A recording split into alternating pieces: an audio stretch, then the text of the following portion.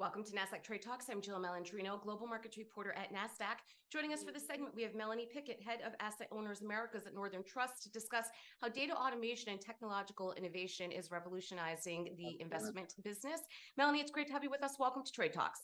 Thanks, Jill. Happy to be here. You got it. Overall, how is data automation revolutionizing the way asset owners manage their investments?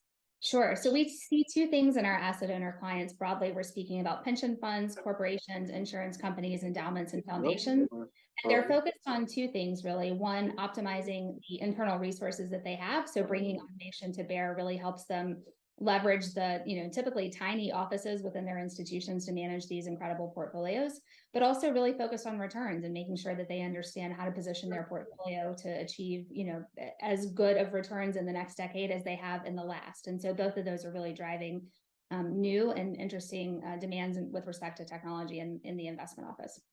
How is data automation helping to build sustainable business models in the long term?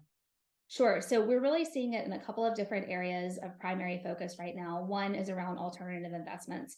Typically, our asset owners are invested across hundreds of limited partnerships, and those partnerships give them statements and emails and lots of different paper, that has to be digitized and consumed into a usable format.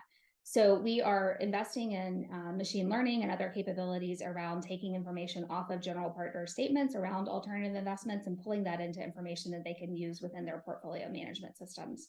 Some of the other places that we're seeing that are utilizing tools like Snowflake, where our clients are able to access their data in a much more easy and accessible way with respect to the data sets that we need to provide to them. So instead of flat files or APIs going back and forth all the time, our clients are able just to log into their data vault and access data directly from us and mesh that data or merge that data with other data sets that are important to them. Finally, in the area of generative AI, we're certainly seeing a pickup with respect to utilizing large language models around things like research reports, as well as some of those alternative investment documents that I spoke of earlier. Tell me about the cost pressures that asset owners face related to technological innovation, regulatory compliance, and operational requirements. Yeah, so unlike asset managers, asset owners, don't have management fees. They are literally spending, their institutions' own dollars to do everything that they do within the investment office. So already they tend to be frugal and cost-conscious clients and investors.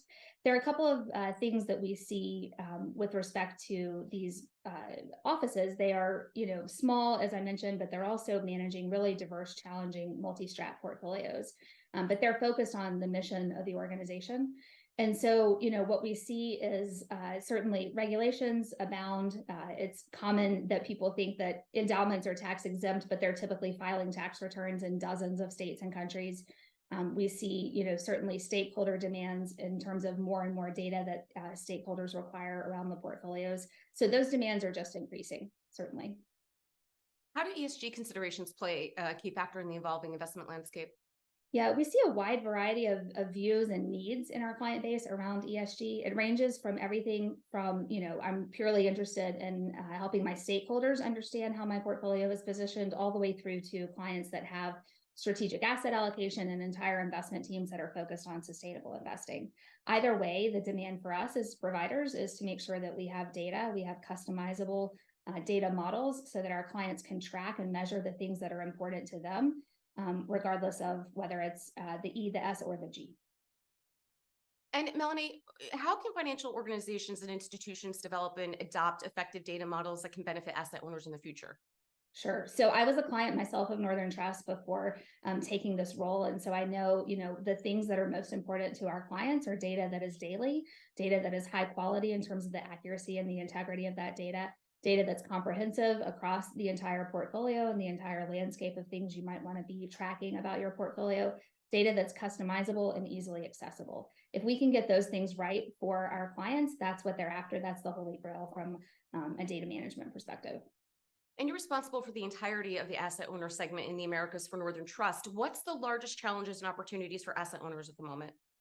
Yeah, so again, it's back to returns. Performance is the name of the game. Everyone's trying to do the most that they can for their institution, whether it's, achieving returns. And so what we're seeing on that front certainly is a shift in the way that assets are being allocated. Technology is driving, and the availability of information is driving investors to look at their portfolio much more bottoms up than they have in the past, instead of looking top-down at strategic asset allocation. They're really focused on managing exposures across both public and private markets. And so that is something that we're focused on, making sure that we can have the right technology and the right tool set to these investors as their style of asset allocation changes. So must we.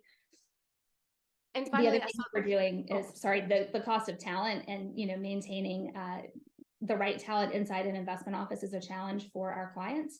And the other thing that we, tend to focus on with them is what middle office services can they outsource to us or to other providers so that they can lower the footprint of their own staff inside their office and have them focus on the most value-added activities.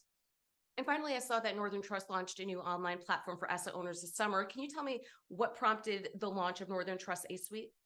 Yeah, this is one that's personal for me. I was a chief operating officer of a large endowment before coming to Northern, and there is so much great benefit in the community of asset owners. They don't compete with one another, and so typically asset owners are very comfortable sharing practices amongst one another. And so when I think about Northern's greatest asset in this business, it's that we have 1,800 incredible asset owner clients worldwide. And so this is our effort to bring that community to our clients. It'll be a place where clients can access content, research from both Northern and third parties, but also, most importantly, can access a social network of peers who are like-minded, who may be tackling some of the same challenges as them. We'll also be releasing benchmarking studies and other research and insights to our clients through the platform. All right, Melanie, we appreciate the insight. Thanks for joining us on Trade Talks. I'm Jill Malandrino, Global Markets Reporter at Nasdaq.